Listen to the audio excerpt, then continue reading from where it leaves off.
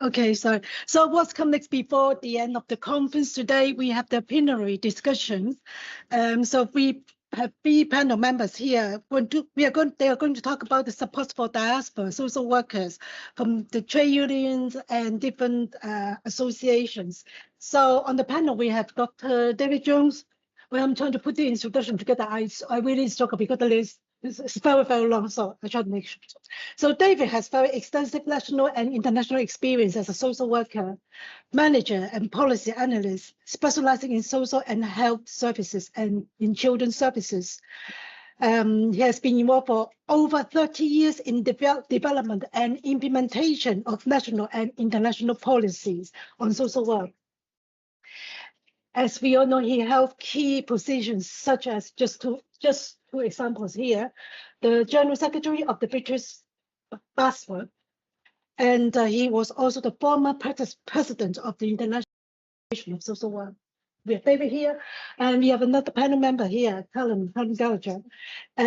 Colvin, he currently works as part-time as Assistant General Secretary for the Social Work Unions.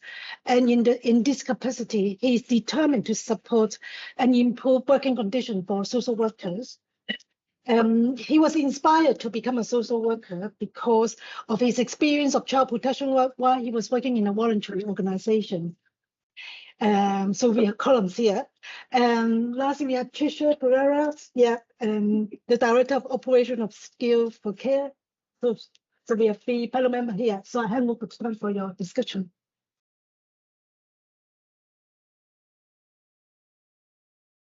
Can we just, sorry, David, can one of you just speak and make sure that people can hear you? Testing, can you hear us? Yes, we're seeing nodding. But where should we start? Yeah, but we haven't got time. So this has been a really interesting day, and it's taken a lot of time to put together.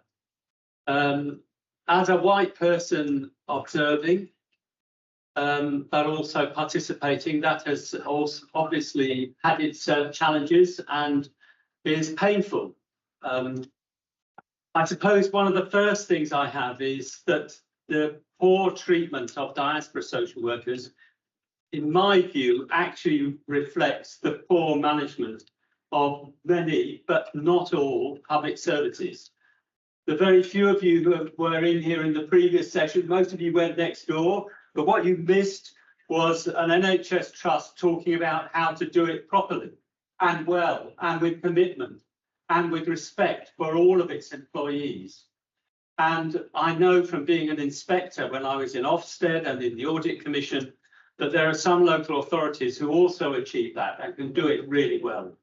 So it isn't all negative, but too much of our management policy to all staff is not supportive. And that I struggle to disentangle. Your experience as diaspora social workers is also felt by many white practitioners. And if we can get a good management approach for everybody, then everybody benefits. But of course, there is also institutional racism, and that adds an extra layer of challenge. That's one thing. The second thing, I was interested listening to Nwoye. He's quite right that we should have some cultural studies of the British population. But the British population is also diverse within itself. And people often say the British population doesn't support families. But I know from my family and from many families, there's a huge amount of support of older relatives. It's not necessarily the same as in some of my African friends where you have people to live with you, but people spend a lot of their emotional energy and a lot of their money and their time supporting each other. So understanding how that works is a challenge. And if you go to parts of the industrial England, the post-industrial England, you will find a much more community-orientated and collective culture than if you look at white middle-class England, which has a very different approach. And I sometimes think that social services colonise some of our poorer white communities. It's a form of colonisation because we're imposing expectations on them, which they don't share and which they find difficult. So there's a challenge in that. But my final point is that people relationships are important, and when people management conduct their management in a way that they expect their staff to relate to the public in service delivery, then everything works well. And we have so much research evidence about that. It's actually, the evidence is transparently obvious.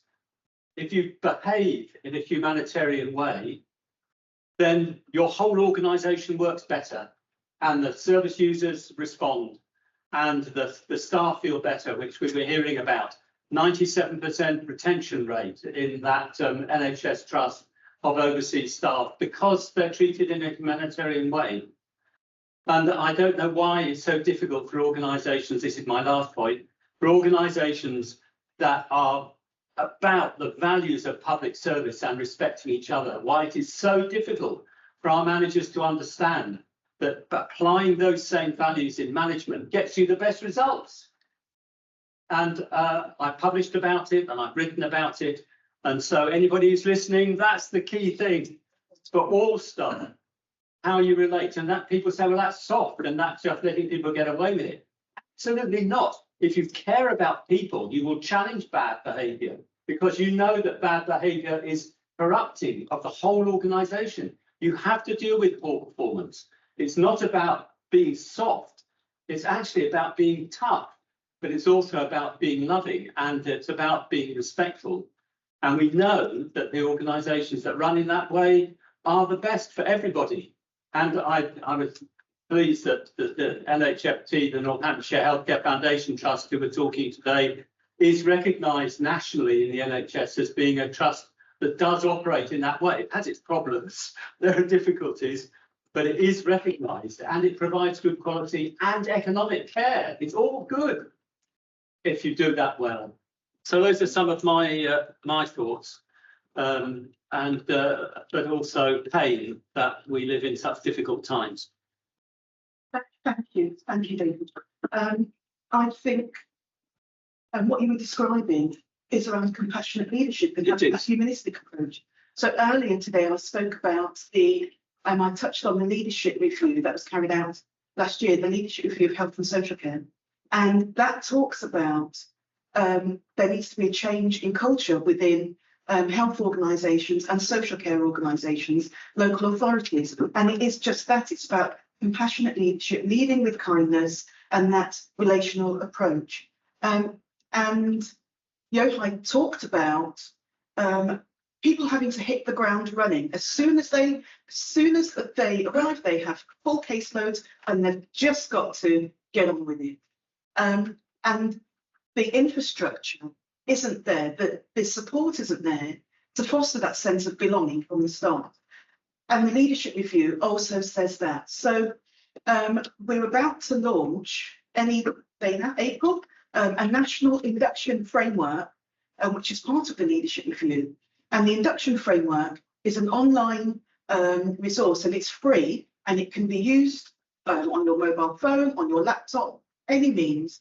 And it's before you take up your role, wherever you're going to roll. It's for anybody who joins health or social care. And how it works is that it explains about the system of health and the system of social care. It talks about you as an individual worker and the colleagues that you'll be working with in the health system and the social care system. So as social workers, as occupational therapists, as speech and language therapists, and it has it talks about the journeys of individuals who are drawing on care and support. And we've developed that for that very reason, so that people who are joining, no matter whether their home country is in the UK or people who are joining from overseas, that they get a good sense of this is what it's like within the UK systems, and this is where my role fits in. And we're wanting to foster that sense of belonging from the outset so that people can think about having really long positive careers in social care. And it starts with a welcome message, because that's what we want. We want to be welcomed. So we have sector leaders saying, thank you for choosing to be a social worker or an occupational therapist or a care worker in the UK. And we really appreciate you coming and joining us. And just by somebody saying thank you, they're recognising you and they're appreciating the journeys that you're making. Now, there'll be manager standards that are also going to come out that are talking to managers and leaders around compassionate leadership and how you value the workforce and how you invest. It's not rocket science, as you said, David. We all know it's the basics of understanding, investing in, providing opportunities for career development and learning. And Stance talked about in her session and with Callum about the importance of CPD and developing. Now, there are sponsorship opportunities out there with the National Institute for Health Research. Yeah. And they're wanting social workers to put themselves forward. If you want to do masters or PhDs, the research, there's bursaries there, and they really want to hear from social workers. And the closing date for the first round, I think, is they've got some in April, some in June, but I'll give the details so that you can find out. But there are bursaries there for people who want to specialise and who want to be supported, and then you're thinking about your CPD opportunities. We're also doing work around well-being, taking care of yourself and taking care of each other. But in our last session, we talked about and we recognised the difference that we have as individuals, and that being our superpower. And it's sometimes when you feel that you're a square peg trying to fit in that round hole, it's okay. That's your superpower, because they're the things that will make you stand out. And at times you may feel invisible, and at times it may feel uncomfortable because you're hyper-visible, but embrace being uncomfortable and just go with it. It's not going to be easy at times, we know that, but we've spoken today about our resilience. You've made it here, you know, you might as well enjoy it and just take the opportunities that are out there. Thanks, Trisha.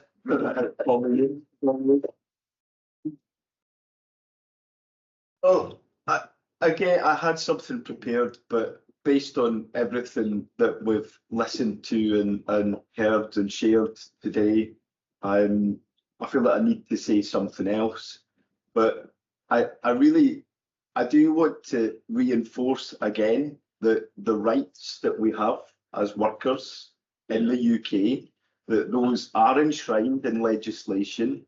And to speak about what Trisha's just mentioned in terms of self-care, you know, when you come here, start from the premise of, you know, you have a legal contract and a job description as to what is expected of you.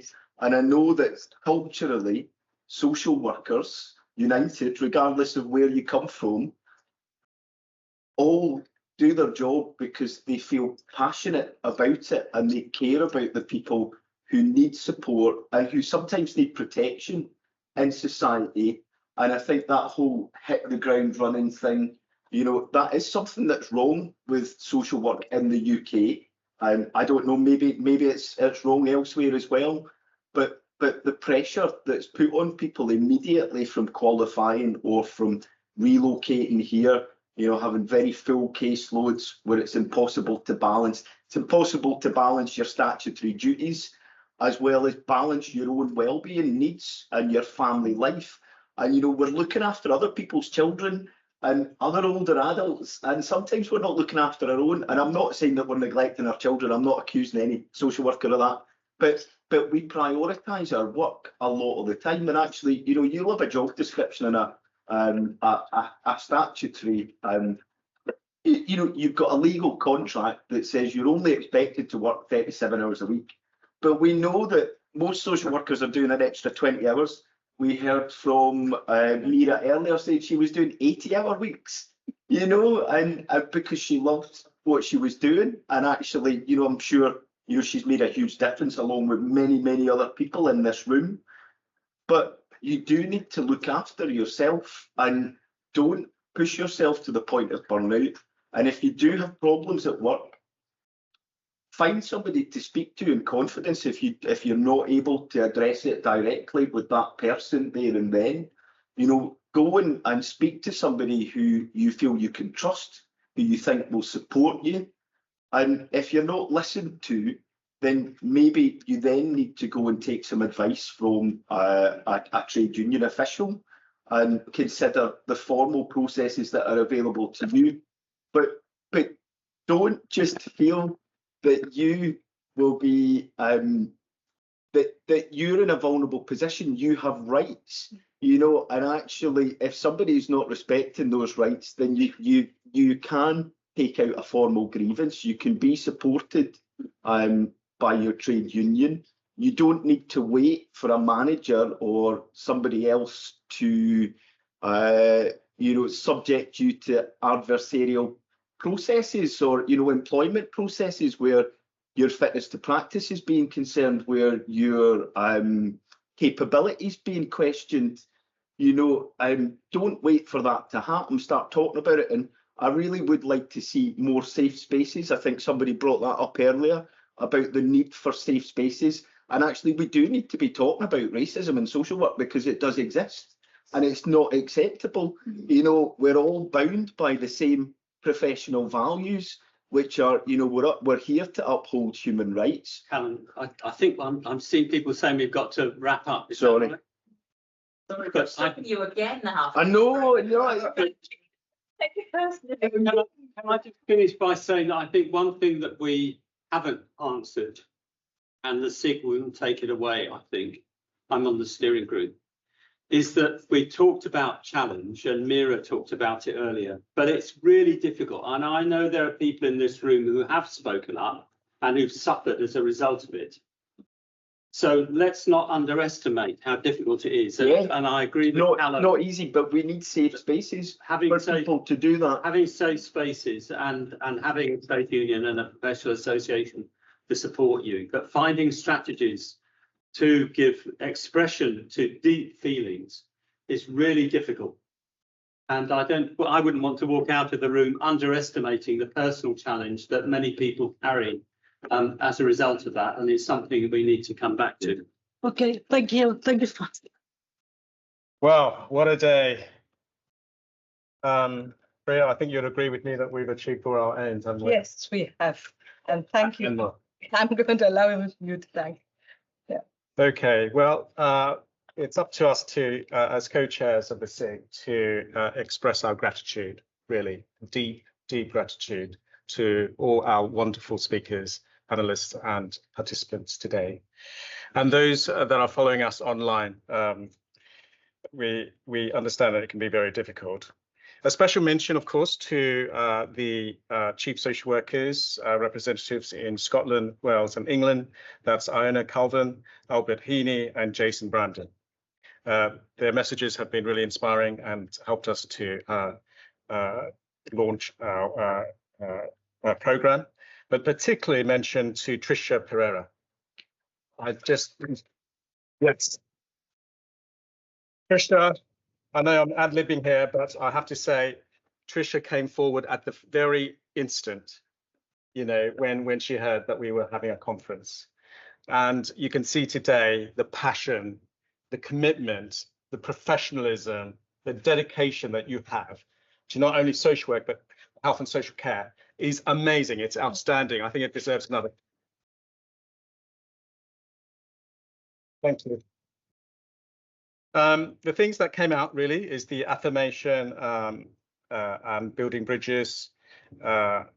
It's about and something that came out from the last session. It was the quote, "Difference is your superpower." That will always be the quote for me. So thank you very much. That's an amazing one. The other is Mira Spillett. Unfortunately, she's left early for her carer. So the things that came out was recognizing our true value, our true worth. And that is that's a very, very important message for us to go forward on. And it's about those 4 T's. in a probably a dehumanizing, can be a dehumanizing environment to work in, to practice in. And the last C is care. Really do care for yourself as well. But that's really important. Dr. Prosper Tadam as well, and the 4 Ds and the 2 Ps. I think that was amazing. Discuss, discover, decide, disrupt, and think about that power and privilege dynamic. I think there's a lot there that we can learn from. Yohai, as ever, very insightful and thought-provoking. And thank you very much, Yohai, for your analysis of English culture and how that has informed or influenced our practice for us to be aware of. And then the workshop leaders as well. Thanks to Anstance. Anstance, where are you? And Katrina and Callum for the induction and recruitment standards workshop. Alvin, Echo, Charles, and Su Ting also for their workshop on Hong Kong social workers. I think it's a great research project, and there's lots of potential to develop more from that. Thank you also to Emilia, Kelly, Nimitha, Doreen, Cam, and Heba for their excellent practice involving NHS support for your NHS colleagues. And it's certainly a model that we can learn from. Thank you very much. Can I just add that we will be taking that on as a SIG, because there was so much to learn from you guys. Thank you so much. And then finally, the last session was comprising of a group of us social workers and colleagues, and that is Javita, Anstance, Karina, Suzanne, Michael, and Marianne Khan as well. Thank you for being in that session. A special mention to Javita, who came from New York only yesterday to go with us. Thank you. And I don't know whether you guys are aware, but within the SIG, we are aware. Javita has been recently awarded the Social Worker of the Year for the National Association of Social Workers in America for New York State. She's a globetrotter, and she's going to travel to the Panama World Social Work Conference to discuss her research. So anyone who's interested, speak to Javita there. And just also a thank you for, I have to say, David as well. David, thanks for your hard work and commitment in terms of presenting here and getting our colleagues down here to present, but also your ongoing support for our SIG. Thank you very much. Special thanks to the BASWA leadership as well. Luke was here. Luke, I think he's left now. Luke, Roseanne, and Helen, who's helped us with the logistics and funding. Also, thank you to the Social Work Union as well, and the Assistant Secretary, Callum Gallagher. Thank you very much. And finally, to Brunel University staff, especially Yohai and students here who are in support, and all those who have been supporting throughout the planning process. Thank you very much.